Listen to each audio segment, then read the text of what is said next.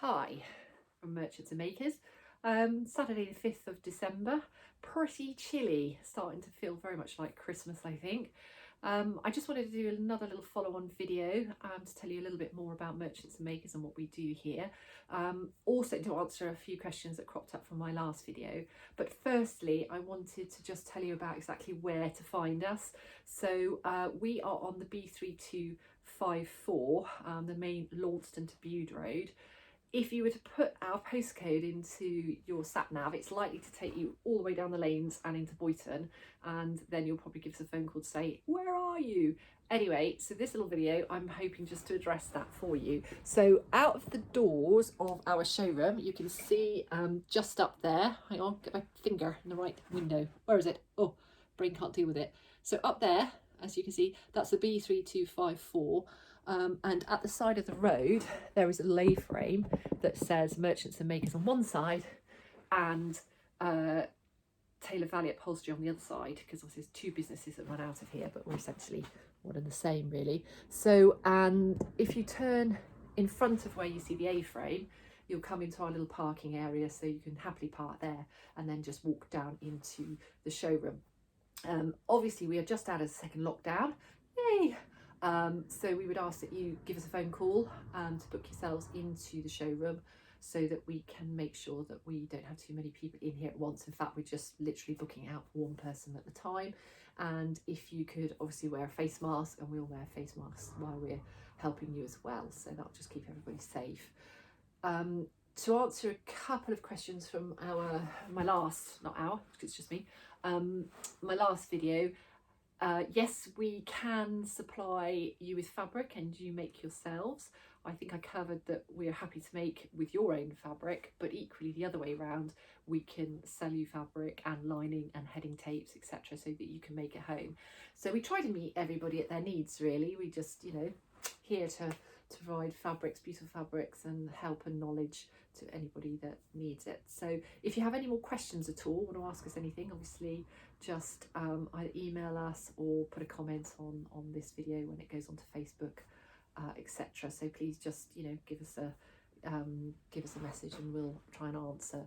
So today I wanted to talk to you a little bit about headings, curtain headings, and obviously if you're not thinking about curtains, this might feel a bit dull, but it's really important to think about the type of heading that you want for the job that you are doing in your home. So there's lots of factors that kick in when deciding on a type of heading, and I'm going to go through all our headings that we have here. We can do many other headings, we can do all sorts basically, but cost may come into it. So if you're a bit cost aware, then a taped heading is probably better because it's quicker to make, so the making charges are not so much.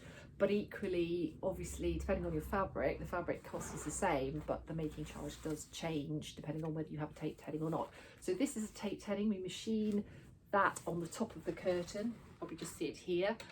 Generally a pencil pleat, but there are other versions of that. And you can get it in a very deep one, so you can see the difference. If you've got very long curtains, then perhaps you might want to go for the deep one. Okay, so that's one way of making curtains. The other way is a handmade heading. So a handmade heading we make with something called buckram, like this, which we put in the top, and then we form the pleats ourselves and sew them up and hand make them. That's a little bit more labour intensive, so the cost of that is a little bit more. When you may or may not use these different headings is, yes, okay, so I've just said a price point, but also depending on what you want your curtains to do at the side of your windows. So say you've got an amazing view and you don't want to block too much of that out, then you might choose a heading that is a nice neat stack, for instance, so it doesn't take up too much space when it's stacked back.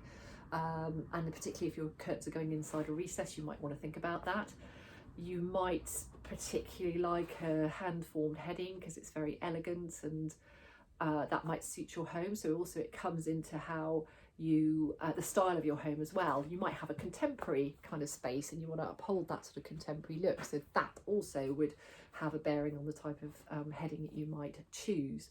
So lots of different factors. I'm just going to talk through some of them now, just a bit of food for thought really. So we'll start with the taped heading, which you'll probably all recognise as the pencil pleats. It's very very, very common heading. It basically is a tape that I showed you earlier, sewn onto the back and then gathered.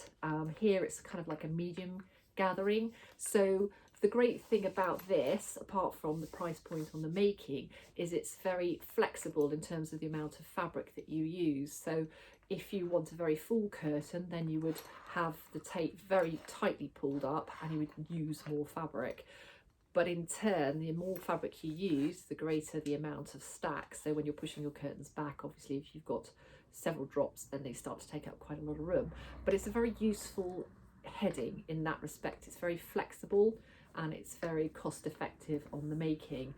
If there was a disadvantage about it, I would say that it doesn't behave so well when you push it back. It can be a little bit sort of unkempt and untidy, and also you need to very much make sure your pleats are kind of nicely ordered on your heading. So that's the pencil pleat heading. It's a taped heading and it's cost effective. So that's that one. Other options on that, and there are lots of different options, but let's just talk through the ones that we've got here on our samples. So this heading here is a very clever little heading. Again, it's a taped heading. It's on the back here, you can see there's a tape, and obviously anywhere where there's sewing through to the front means it's a taped heading. Again, cost effective. This particular one, we use a ×2 ratio on fullness for your fabric, but we put 2 curtain hooks through 1 ring on your curtain pole or track, and this forms this very sort of neat kind of knife pleat, which is quite sort of contemporary, classic contemporary. It's a very unfussy heading, and when it sits open at your window, it's nice and neat like that. So that's the kind of look that it has. And when it's open, you get a combination of flat bits to knife pleats. So very popular heading. This particular sample is interlined, so it looks a little bit, it's got a fluffy thermal interlining there, so it looks a little bit fatter than perhaps the pencil pleat that I showed you. So that's a very useful heading. If you're sort of someone who likes more contemporary look, then this fella here you probably all recognise as an eyelet heading. So it is a belts and braces heading because we basically stamp in these very rigid, very tough eyelets onto the top. The other wonderful advantage of it is that it stands above the pole here, so obviously it's always used on a pole and never a track. So if you like the idea of having something that goes above the pole, this is a great heading. It also is a really, really neat stack, as you can see there. So it stacks back very neatly, and it is absolutely belts and braces. There is, you know, your cat, even your dog could swing off that and that would stay up as long as your pole could cope with it, of course. So it does what it does and it stays there. It's just a brilliant heading.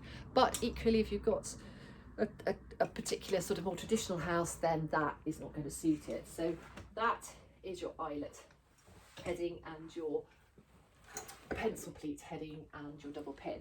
So those are all the taped headings. There are others, but that's, you know, just a little potted account of what we got. Then we can move on to our handmade headings, which I told you about, which are all formed using this kind of buckram and handmade. So a little bit more labour intensive, which is reflected in the price. So the difference is a much more tailored look, very elegant. So here we've got the double pin, sorry, not the double pin hook, but the double pleat.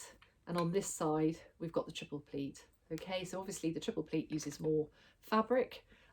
It's a very classic, very elegant heading. And the other great thing is that it does stack really neatly as well, like as you can see there. So very beautiful, and as it goes down the drop of the curtain, it behaves really, really nicely. Okay, so that's one of our handmade headings. Another handmade heading is this fella here. This is what we call an inverted pleat, and it's made in much the same way as the last headings I showed you, but the pleat is actually at the back here, taken away, and you just get this very sort of neat little sort of opening here as it goes down. Obviously this fabric particularly suits it in terms of its design. So there's lots of different headings. I haven't covered all of them at all, but it's a good idea to think before you choose your heading to think about how you want it to look at the window, the style of your house very much, and your, you know, your particular personal interior style very much has a bearing on which heading you choose. But obviously we're here to help, so do come and talk to us.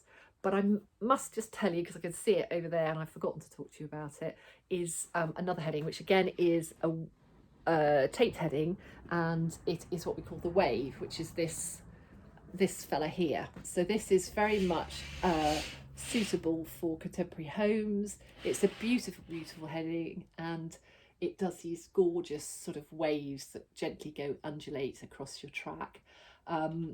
It can't go on a pole. Well, actually it could go on a pole in a certain aspects, but generally we put it on a track, as the gliders in the track up here are specific to creating this wave. But that is a very, very popular heading. We love it. It looks just so unfussy. It is really, really gorgeous. So that is the wave heading. So lots of different things to think about. Obviously we're here to demystify them. This is looking a bit bare now, isn't it? Not ideal. But yeah, get in contact if you need any help at all. We are open all the way up until probably about the 21st, 22nd of December, before we shut for Christmas, and we'll be shut until about the 4th, I think, 4th of January. Haven't a huge amount of time at the moment because we're desperately trying to get all of the curtains out for people that for Christmas as much as we can. So if you can possibly wait until after Christmas, we would very much appreciate it. But if you can't and you really, really want to get in contact with us, then please just email us or pick up the phone and talk to us. Okay, anyway, stay safe and talk to you soon.